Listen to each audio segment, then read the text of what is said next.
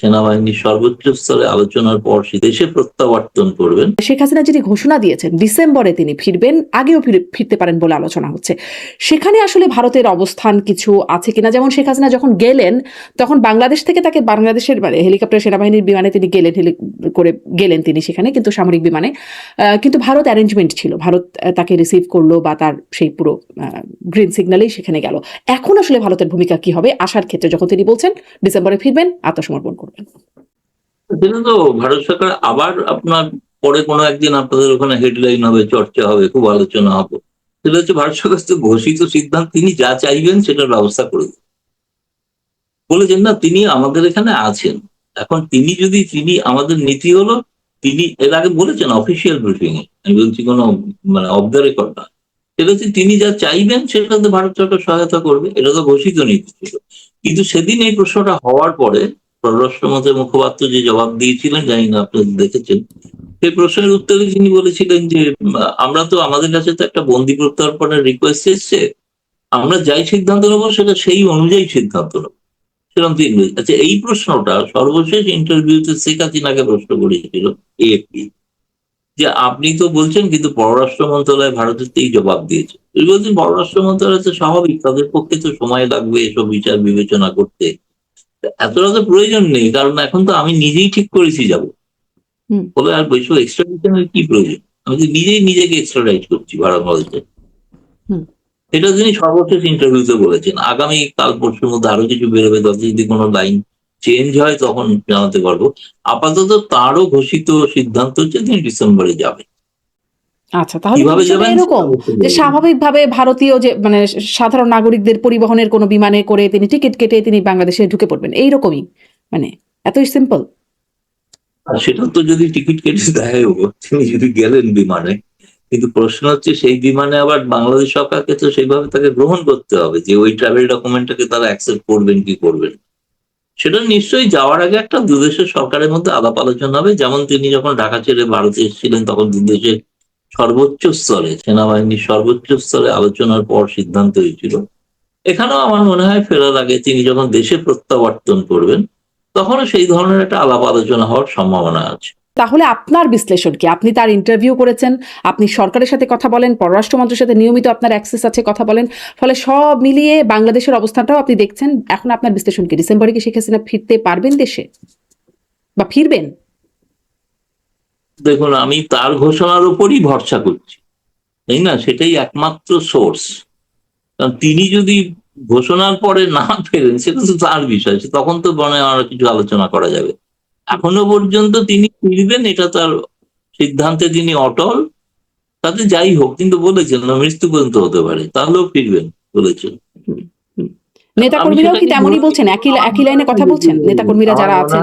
তিনি যেটা বলেন সাধারণত সেটাই করে থাকেন, সেটাই করবে না। দীনেশ ত্রিবেদীর সাথে বৈঠকটাতে দেখলাম, আবার দেখলাম সার্জিও গোর, যিনি ভারতেও যুক্তরাষ্ট্রের রাষ্ট্রদূত বটে, আর দক্ষিণ ও মধ্য বিশ্ব ট্রাম্পের বিশেষ দূত, তিনিও আমাদের দেশে আসলেন, পররাষ্ট্রমন্ত্রীর সাক্ষাৎ করলেন, প্রধানমন্ত্রীর সাথে সাক্ষাৎ করলেন, আবার দুজনও সাক্ষাৎ করলেন, দীনেশ ত্রিবেদী এবং সার্জিও গোর।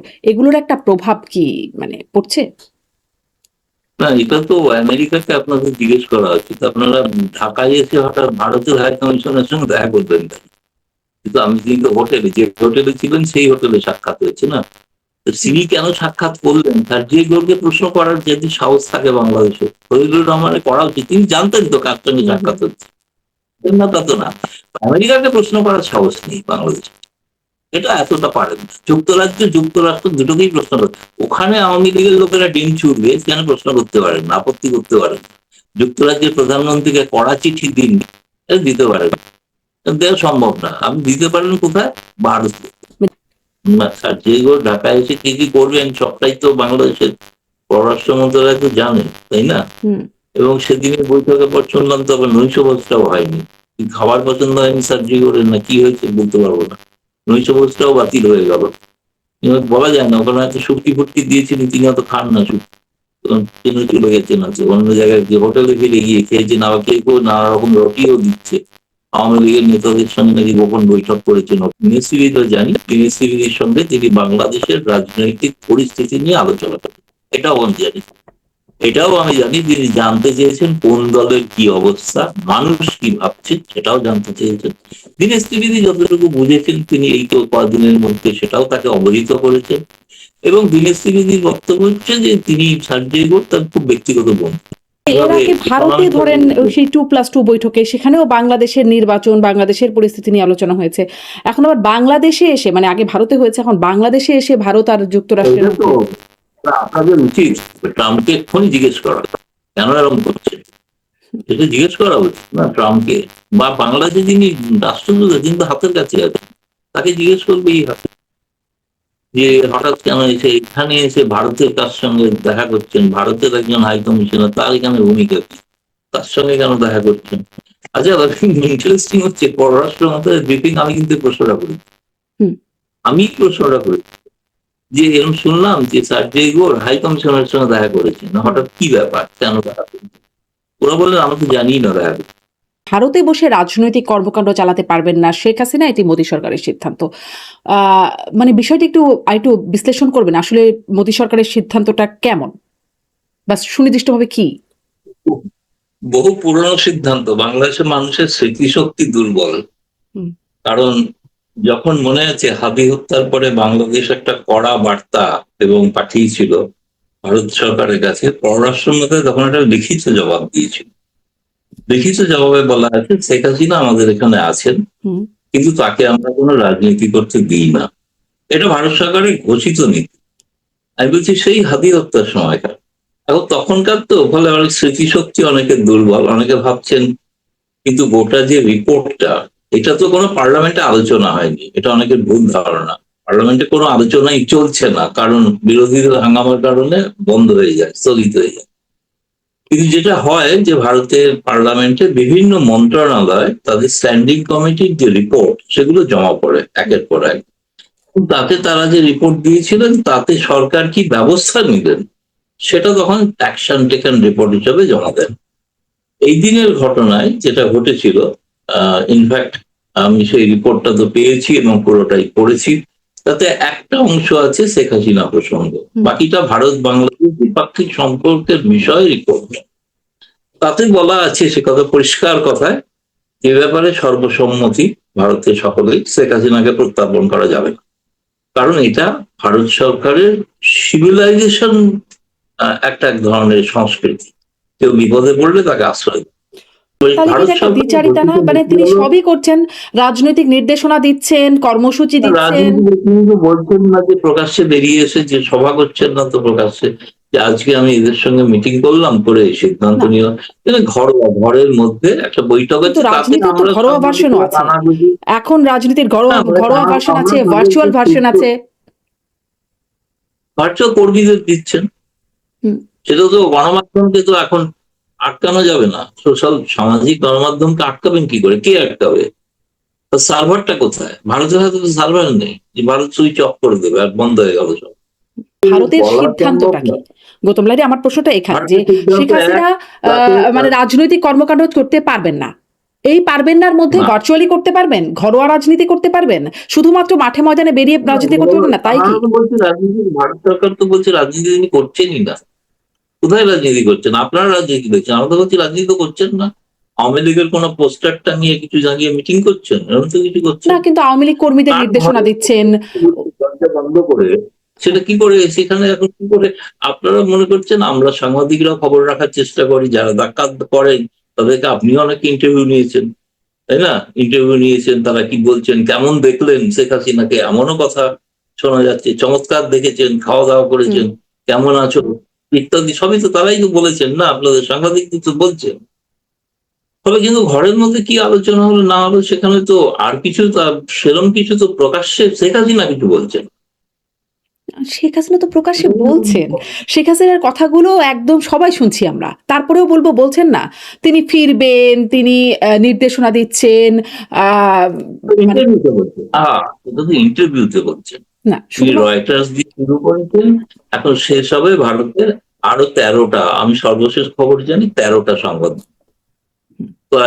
একের পর এক দিচ্ছেন। এই ইন্টারভিউটা কি ব্যক্তি শেখ হাসিনা হিসেবে দিচ্ছেন নাকি আওয়ামী লীগের সভাপতি হিসেবে দিচ্ছেন, সাবেক প্রধানমন্ত্রী হিসেবে দিচ্ছেন?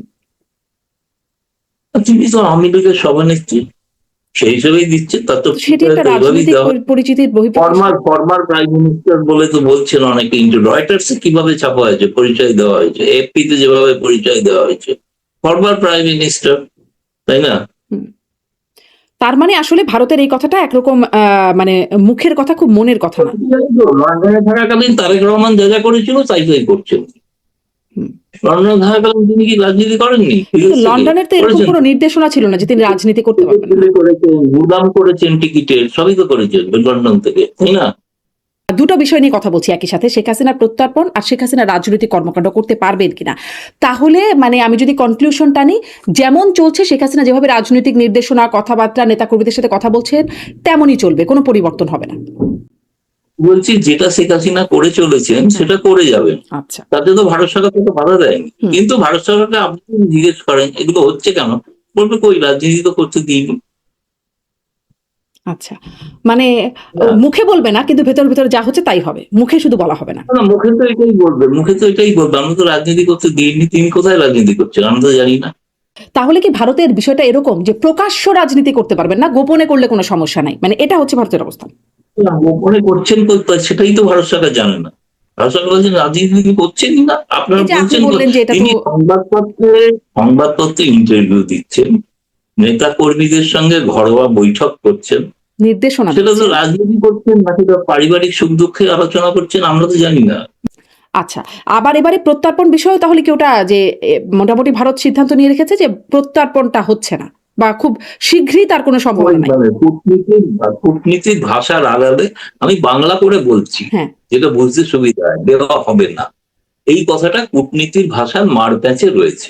আপনি আচ্ছা। যদি প্রশ্ন করেন তার উত্তর হচ্ছে আমরা পর্যালোচনা করছি। আমরা তো বলিনি পর্যালোচনাটা 2067 শেষ হবে কিনা, সেটা তো টাইম লিমিট, এটা বরং আপনাদের প্রশ্ন করা উচিত। আচ্ছা, এই পর্যালোচনাটা কবে শেষ হবে? আপনারা তো পর্যালোচনা করছেন, আইনি দিক দেখছেন, বিচার বিভাগীয় দিক দেখছেন, কবে এটা শেষ হবে? শেষ হচ্ছে না, তার জন্য দায়ী বাংলাদেশ সরকার। কারণ বাংলাদেশ সরকার কোনো কাগজপত্র দিচ্ছেন না। ওটা রায়টা আপনি পড়েছেন, যেটা ফাঁসির রায় হয়েছে, আপনি পড়েছেন কখনো? না, কোনো পুরো রায় ওয়েবসাইটে পড়িনি, পেয়েছেন? কিন্তু গণমাধ্যমের খবরটা শুধু কেন নেই? কেন নেই? হুম। তাদের তো ইংরেজি বানান ভুল, আমি জানি, আমার কাছে আছে। তাদের তো ইংরেজি বানান ঠিক করে দেখেন, ওটা কারেক্ট করতে গিয়েও দিলে হাস্যাস্পদ হবে, এই জন্য দায়ী। তাহলে গৌতম লাহিড়ী, আবার একটু প্রসঙ্গে আসি যে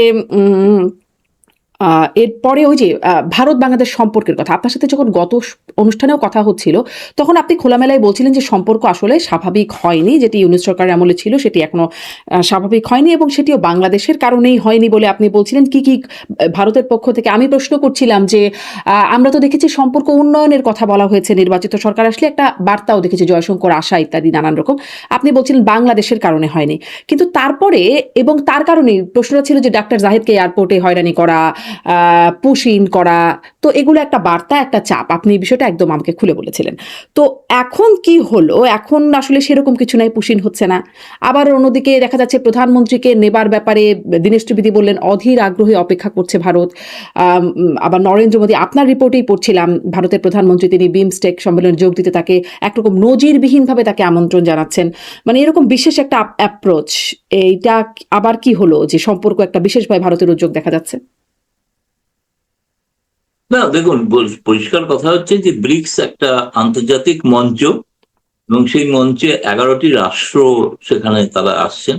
নিকটবর্তী প্রতিবেশী হিসেবে বাংলাদেশ, তার বাংলাদেশের যেহেতু প্রধানমন্ত্রী তারেক রহমান, কিন্তু তাকে আমন্ত্রণ জানানো হয়েছে তিনি বিমস্টেকের পৌরোহিত্য করেন বলে। ব্রিক্সের পৌরোহিত্য করেন নরেন্দ্র মোদী। আচ্ছা, একটা জিনিস ভেবে রাখা দরকার, নরেন্দ্র মোদীর প্রথম যেটা আমন্ত্রণ সেটা কিন্তু এখনো পড়ে আছে তারেক রহমানের টেবিলে। যেটা প্রথম তিনি নির্বাচিত হওয়ার পর প্রধানমন্ত্রী নরেন্দ্র মোদী হচ্ছে প্রথম প্রধানমন্ত্রী গোটা বিশ্বে যিনি তারেক রহমানকে ভারতে আমন্ত্রণ জানিয়েছিলেন। সেটা হচ্ছিল প্রধানমন্ত্রী আমন্ত্রণ জানিয়েছেন প্রধানমন্ত্রী। এখানে আমন্ত্রণটা হচ্ছে ব্রিক্সের সভাপতি আমন্ত্রণ জানিয়েছেন বিমস্টেকের সভাপতিকে, এবং ব্রিক্সের সভাপতি তো তিনিই হবেন যিনি প্রধানমন্ত্রী, আর বিমস্টেকের সভাপতি তিনিই হবেন যিনি প্রধানমন্ত্রী, যেমন আগে ইউনূস ছিলেন, তারও আগে শেখ হাসিনা। ফলে সেই কারণেই তাকে আমন্ত্রণ জানানোটা হচ্ছে, আমাদের দিক থেকে বলতে পারি যে ভারতের দিক থেকে ভারত তো বলতে পারতো যে আমরা আমন্ত্রণ জানালেন না কেন, যদি না জানাতো তাহলে প্রশ্ন উঠতো যে কেন জানানো হলো না। ফলে সেই কারণে আমার মনে হচ্ছে যে এটা একটা মানে এটা একটা কূটনৈতিক শিষ্টাচার, যে শিষ্টাচারের কারণে ভারত এই আমন্ত্রণটা জানিয়েছে নিঃসন্দেহে, এবং সেটা আমার ধারণা সেটা তারেক রহমান সরকার এটা বিবেচনা করছেন।